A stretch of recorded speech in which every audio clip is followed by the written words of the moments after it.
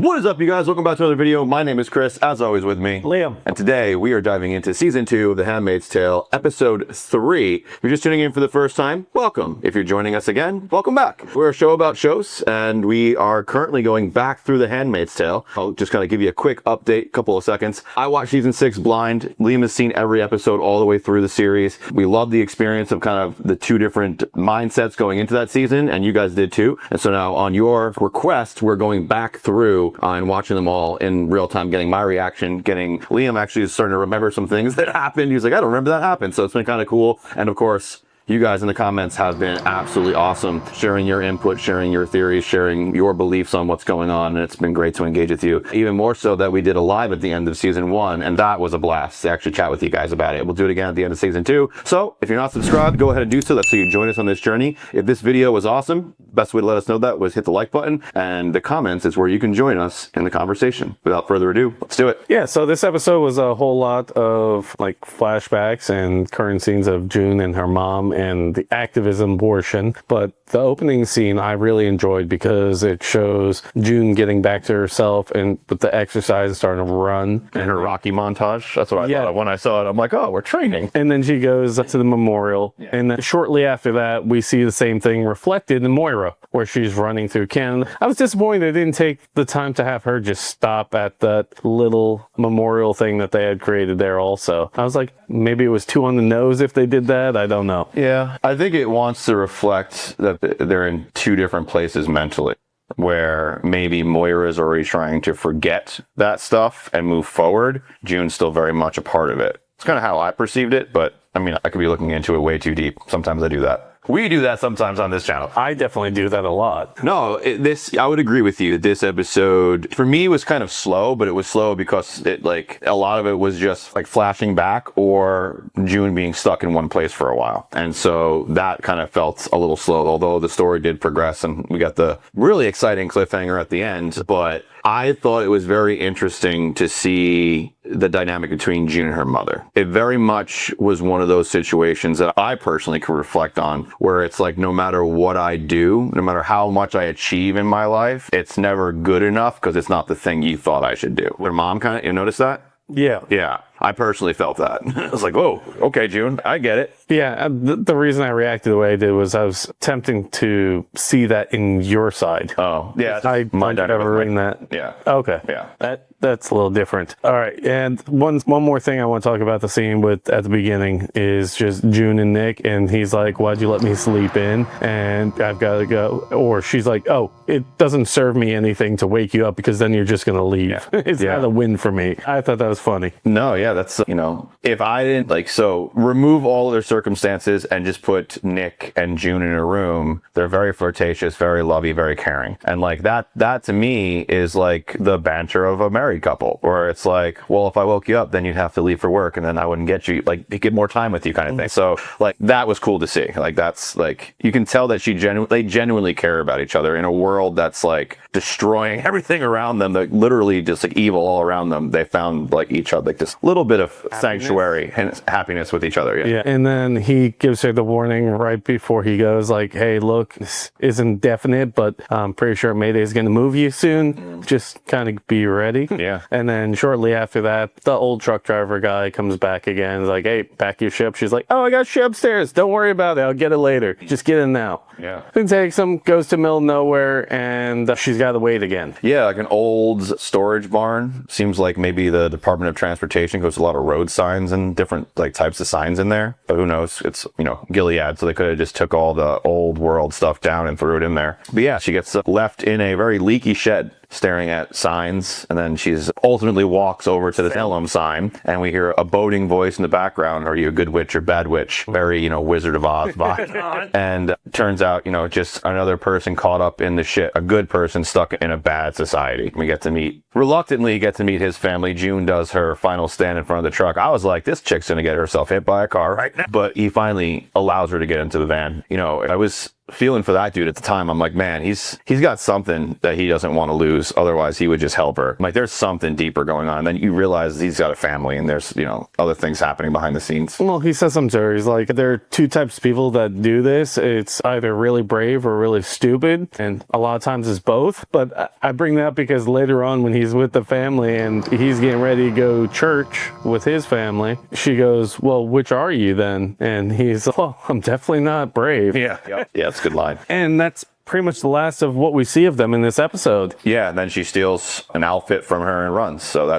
I'm glad ultimately I'm glad it happened that way, because I thought for that once he got caught up in it, his family was going to get caught up in it. And I'm like, oh crap, that's even more weight for June to now deal with. Because now she realizes she got some innocent people hurt and a young kid who she definitely was getting Hannah vibes, right? Like the entire time she's getting flashbacks of her own daughter. About same age. Same age, yeah. And so definitely, and also mixed race. So it's also like almost the same skin color as her child. And so it's like very similar situations that make like really stand out for her to be a kid. Even if it was just a kid, it's even closer to what her daughter would look like. And so now she's like really feeling it. You also got to see in that family what it's like for the average person who's not wealthy. What happened to them? Yeah. They kind of just get caught up. Living in a tiny little like 1-bedroom apartment, very slum style. And then you hear of the guy later on in Canada talking to Moira, where he's like, hey, look, I was like National Guard or something like that. He just got conscripted. Yeah, that was interesting. That was an interesting bit of information that we learned in this episode, is what happened to the United States military when Gilead took over. They basically got conscripted into Gilead and forced to do, he said, soldiers became guardians. And so now they're a part of this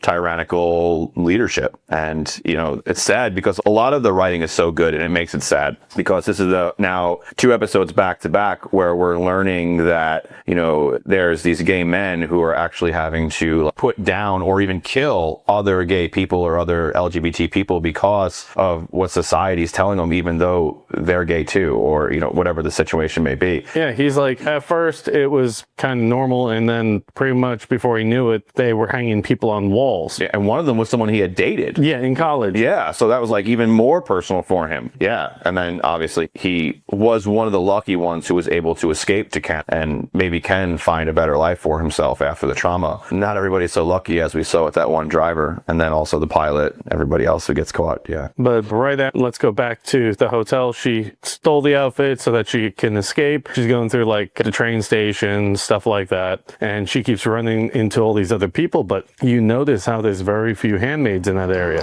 Then you didn't see anything. No, they're not wealthy enough to have a hand. That's for the elite. Yep. Yeah. That's why I want to draw attention to. And when she is going off on her own to go and get to the rendezvous so that she can get to the smuggling pilot, we run into this guy on the airstrip after she's waiting for a little bit, and he's unsure of who she is, and then she kind of like, hey, check out my ear, get my ear, and he's like, I guess that's good enough. And then we see another driver come up who's very reminiscent of Nick. Very obviously done on purpose, but yes. Yeah. A young dude caught up and got stuck in a situation, and they're about to take off, and as they're taxiing on the runway to leave, we have like a Humvee come up and start just lighting them up. I was really impressed with June in this episode. Her tenacity, her survivability, her just will is just, it's powerful. She almost had a complete breakdown in the woods as she's running. What happened to Luke, remembering how they took Hannah, remembering just that traumatic experience before going into Gilead and becoming a handmaid, and still persevered through, pushed through, made it all the way without. That was the one thing I was like, I will give this show some grace, because a map is great, but without a compass or landmarks, you're not really going to know where the hell you're going, because where's north? And so I was like, all right, I'll just give her the grace. She has the map, so that's going to be how she figures out where she's going. He has the North Star. She was in the woods in the daytime. You know how hard it is to see stars and through the trees? Sun rises in the east, and this location of the famous lyrics from Red Hot Chili Peppers. Like it's how I remember. I will give her that. We'll give her that. Okay. But anyway, I was truly like feeling for that character. I was rooting her on in that moment, because to do everything she had to do, sneak out, get past everybody, get on the train, get off the train, walk down, get through the woods, get all the way to the airfield, like everything that she did in this episode. Damn, I thought for a million, like on the train she was getting caught. I thought when she went to the woods she was getting caught. I thought she was getting caught all different times, and she made it. and then ultimately Gilead shoots everybody so that the plane can't take off, and then takes her.